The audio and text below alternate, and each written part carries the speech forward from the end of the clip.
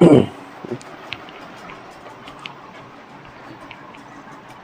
Everyone, welcome to my YouTube channel study with Faisal. तो कैसे हैं आप सभी? आई होप आप सभी अच्छे होंगे और अपने घरों पर एकदम सुरक्षित होंगे। डियर स्टूडेंट्स, आज की इस क्लास में हम पढ़ने वाले हैं रीजनिंग का चैप्टर नंबर 3 होने वाला है आज, वर्गीकरण के नाम से, जिसको आप क्लासिफिकेशन के नाम से भी जानते हैं।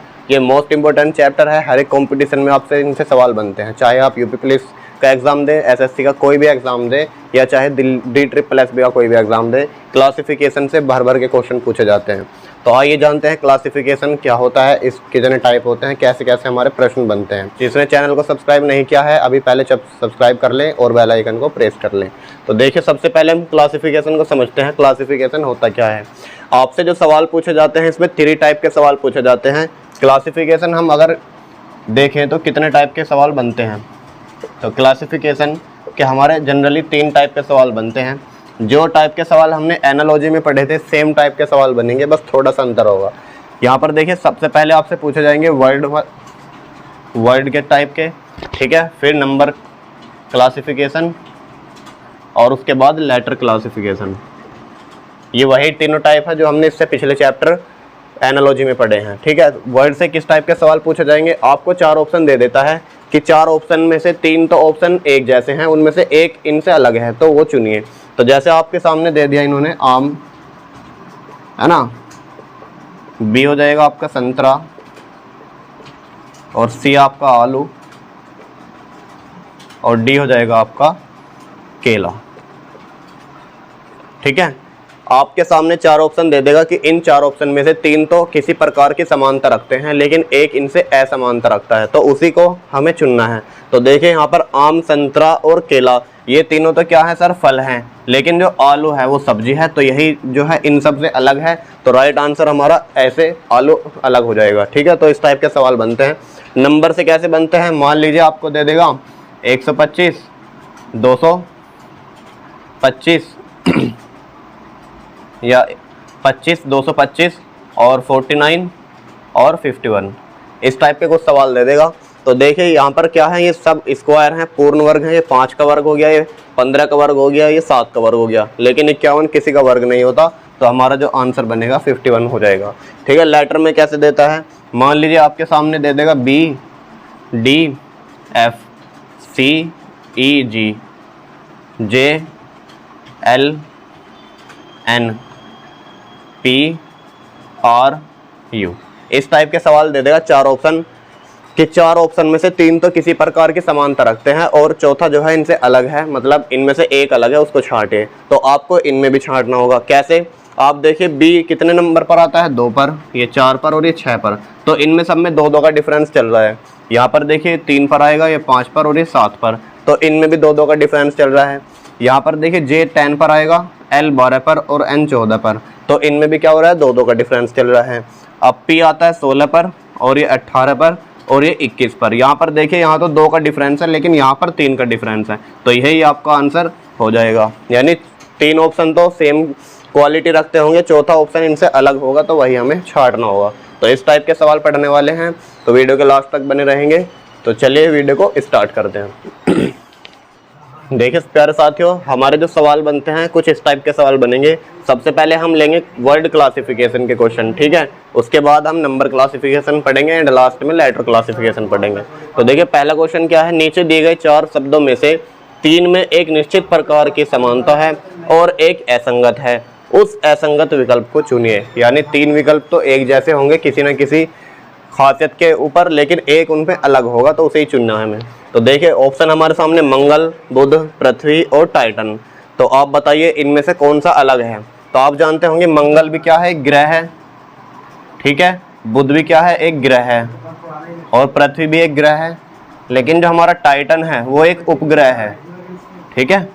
टाइटन क्या है? एक उपग्रह है, किसका? शनि का। तो यही हमारा क्या हो जाएगा? बिल्कुल अलग हो जाएगा, यानी कि टाइटन। ऑप्शन डी इसका राइट आंसर हो जाएगा। तो आपको सबके देखना है, ग्रहों के नाम वगैरह याद होने चाहिए, उपग्रह का नाम याद होने चाहिए, तभी तो आप बता सकोगे कि कौन उपग्रह है, कौन ग्रह है। तो आपको जनरल नॉलेज भी आपकी अच्छी होनी चाहिए, तभी आप क्लासिफिकेशन के सवाल कर पाएंगे, ठीक है। तो चलिए इस प्रकार के क्वेश्चन करेंगे। अब नेक्स्ट क्वेश्चन देखते हैं। देखिए प्यारे साथियों, नेक्स्ट क्वेश्चन है, नीचे दिए गए यही इंस्ट्रक्शन सभी क्वेश्चन के लिए अप्लाई करेंगे तो हम बार बार नहीं पढ़ेंगे, केवल हम ऑप्शन पढ़ेंगे, ठीक है। अब इन 4 ऑप्शन में से एक ऑप्शन अलग है, उसको चुनना है। तो क्या है, जुलाई, अगस्त, मार्च और फरवरी। तो बताइए इनमें से कौन सा अलग है। तो आप जानते हैं जुलाई कितने दिन का महीना होता है, आप कहोगे सर 31 दिन का। अगस्त में भी कितने दिन होते हैं, 31। मार्च में भी कितने होते हैं, 31। लेकिन फरवरी में कितने होते हैं, 28 या 29। तो यही हमारा क्या हो जाएगा, इन सब से अलग हो जाएगा। तो राइट आंसर क्या बनेगा, फरवरी। तो इस टाइप से हम सवाल को कर रहे हैं। तो देखिए आपको महीने भी याद होने चाहिए कौन सा कितने दिन का होता है। अगर मैं आप पूछूं जनवरी बताइए, फरवरी, मार्च, अप्रैल, मई, जून, जुलाई, अगस्त, सितंबर, अक्टूबर, नवंबर और दिसंबर। ठीक है। तो देखिए जनवरी में कितने दिन होते हैं, आप जानते हैं 31, फरवरी में 28 भी हो सकते हैं और लीप ईयर में 29 होगा। मार्च 31 का, अप्रैल 30 का, मई 31 का और जून 30 का, जुलाई 31 का और अगस्त भी 31 का, सितंबर 30 का, अक्टूबर 31 का, नवंबर आपका 30 का और दिसंबर 31 का। ठीक है। इनको याद करने की एक ट्रिक ये भी है कि अपना कोई भी हाथ लो और उनके जो उभरे हुए गांठ हैं यहाँ से स्टार्टिंग करो। जनवरी जो ये उभरे हुए पार्ट हैं ये तो आपके 31 के हो जाएंगे और जो गड्ढे वाले पार्ट होंगे ये आपके 30 के या 28 के भी हो सकते हैं। ठीक है। तो देखिए जनवरी उभरा हुआ पार्ट पर आया तो यानी 31 का हुआ। फिर फरवरी गहर गड्ढे में आया तो 28 का या 29 का होगा। ठीक है। फिर आया आपका मार्च कितने का होगा, 31 का। फिर अप्रैल, मई, जून, जुलाई, यानी जुलाई के बाद फिर से आ गया अगस्त। तो दोनों गांठ पे आ रहे हैं तो लगातार दोनों महीने क्या आ जाएंगे, आपके 31 के हो जाएंगे। उसके बाद अगस्त, सितंबर 30 का हो जाएगा, अक्टूबर 31 का, नवंबर 30 का और दिसंबर भी 31 का हो जाएगा। तो इस टाइप से हम महीनों के दिन याद कर सकते हैं। तो चलिए नेक्स्ट क्वेश्चन देखते हैं, ये नोट कीजिए पहले। नेक्स्ट क्वेश्चन है हमारे सामने, 4 ऑप्शन दिए गए हैं, किलोग्राम, ग्राम, लीटर और टन। इनमें 3 एक समान है लेकिन एक चौथा अलग है, उनको छांटना है। तो देखिए किलोग्राम किस काम आता है, हमारा वेट नापने के, है ना, यानी वजन मापता है। और ग्राम भी क्या नापता है, आपका वजन मापता है। और टन में भी क्या मापते हैं, हम वजन मापते हैं। लेकिन जो लीटर है सर, लीटर में तो हम आयतन मापते हैं। ठीक है। तो लीटर ही इसका क्या हो जाएगा, राइट आंसर हो जाएगा। तो आपको मात्रक भी याद होने चाहिए कि मात्रक क्या मापने के काम आते हैं। ठीक है। तो नेक्स्ट क्वेश्चन देखते हैं अब। नेक्स्ट क्वेश्चन है हमारे सामने, डेकामीटर, मीटर, ग्राम और डेसीमीटर। इनमें बताइए कौन सा अलग होगा। तो आप जानते हैं डेकामीटर भी किसका मात्रक है, लंबाई का, यानी ये सब लंबाई मापने का काम आएगा। मीटर लंबाई का मात्रक है और ग्राम जबकि वजन का मात्रक है और आपका डेसीमीटर भी लंबाई का मात्रक है। तो आपका राइट आंसर क्या आ जाएगा, ग्राम हो जाएगा। ठीक है। तो इस टाइप से हम सवालों को करेंगे। चलिए नेक्स्ट क्वेश्चन देखते हैं।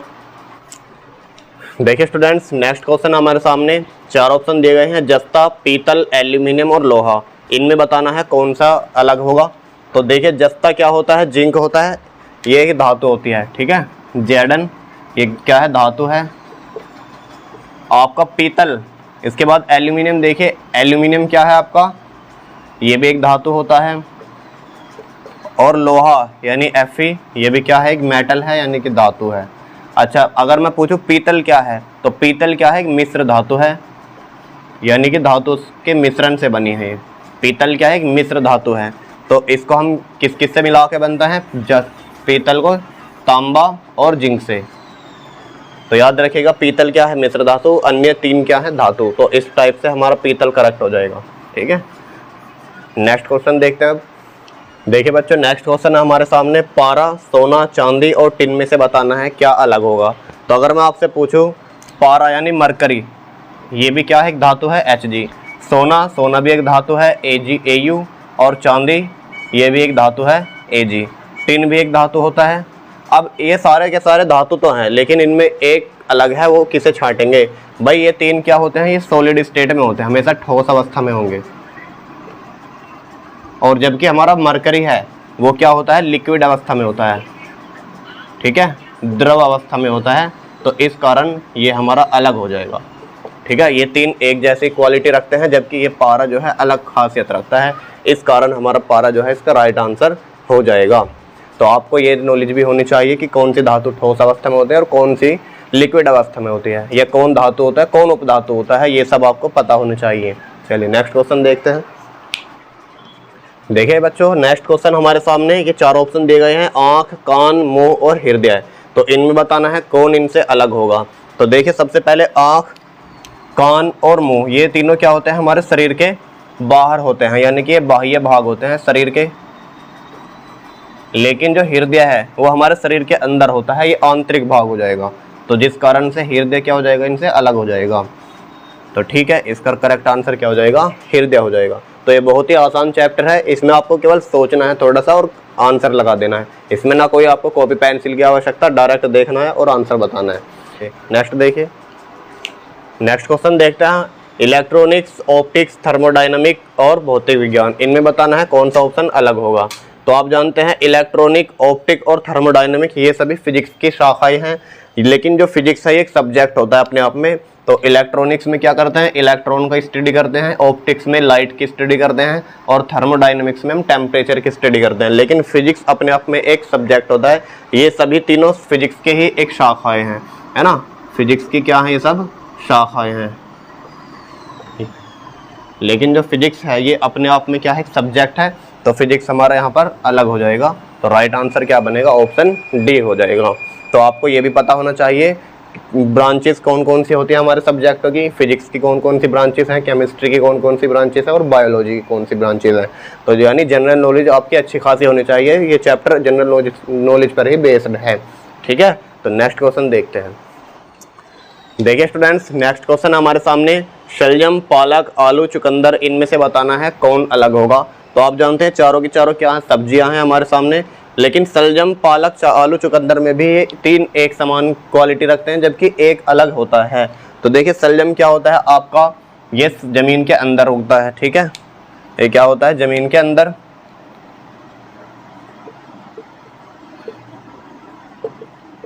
और जो हमारा आलू है वो भी हमारा जमीन के अंदर होता है। और चुकंदर भी क्या होती है, जड़ होती है, यानी जमीन के अंदर होती है। लेकिन जो हमारा पालक है वो जमीन के ऊपर होता है, जमीन के ऊपर होता है। तो इनमें से अलग कौन सा हो जाएगा, पालक हो जाएगा, ठीक है। तो आपको ये भी पता होना चाहिए। नेक्स्ट क्वेश्चन देखते हैं। नेक्स्ट क्वेश्चन है बच्चों हमारे सामने चार ऑप्शन दिए गए हैं, स्पीडोमीटर, डायमीटर, वोल्टमीटर और थर्मोमीटर। तो बताना है इन सब में चार चीज़ हैं, इनमें अलग कौन है। तो आप जानते हैं स्पीडोमीटर एक यंत्र होता है जिससे हम दूरी मापते हैं। आपने देखा होगा जो बाइक वगैरह में लगा होता है इस टाइप का कुछ, है ना। और यहाँ पर क्या होता है, डिस्टेंस जो ये होती है ना, ये डिस्टेंस लिखी होती है, इनमें खाने में बनी होती है कि 8, 7, 6, 5, यही होता है आपका स्पीडोमीटर। यहाँ से हम बता सकते हैं कि कितनी डिस्टेंस हमने कवर कर ली। और डायमीटर क्या होता है, आप डायमीटर का मतलब हिंदी में व्यास होता है बेटा। व्यास यानी किसी भी वृत्त के केंद्र से होकर जाने वाली सबसे बड़ी जीवा, व्यास। तो यहाँ पर वोल्टमीटर क्या होता है आपका, वोल्टमीटर ये वोल्टेज को मापता है, ठीक है, विभव को मापता है। और थर्मामीटर हमारा टेम्परेचर नापने का एक यंत्र होता है। तो देखिए ध्यान से, ये सभी क्या है, वोल्टमीटर, थर्मामीटर और स्पीडोमीटर, ये तीन उपकरण हैं जो किसी न किसी चीज़ को मापते हैं। लेकिन व्यास एक कोई उपकरण नहीं है, डायमीटर कोई उपकरण नहीं है, ये एक व्यास का ही नाम है। तो याद रखिएगा, मीटर यहाँ से कंफ्यूज कर देता है बच्चों को, सब में मीटर मीटर लग रहा, तो ये भी सोचेंगे डायमीटर भी कोई उपकरण होगा। लेकिन डायमीटर कोई उपकरण नहीं होता, डायमीटर का नाम क्या होता है, व्यास, जो कि किसी भी सर्किल का सबसे बड़ी जीवा होती है, ठीक है। तो याद रखिएगा, आपको फिजिक्स के जितने भी उपकरण हैं वे सभी याद होने चाहिए कि कौन सा उपकरण किस काम आता है। ये भी मोस्ट इंपोर्टेंट है, कई सवालों में आ जाते हैं।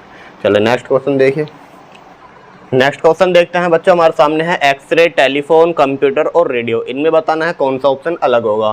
तो आप जानते हैं टेलीफोन, कंप्यूटर और रेडियो ये तीनों क्या है, साइंस के उपकरण होते हैं। लेकिन एक्सरे एक किरण होती है, ये कोई उपकरण नहीं होता, ठीक है।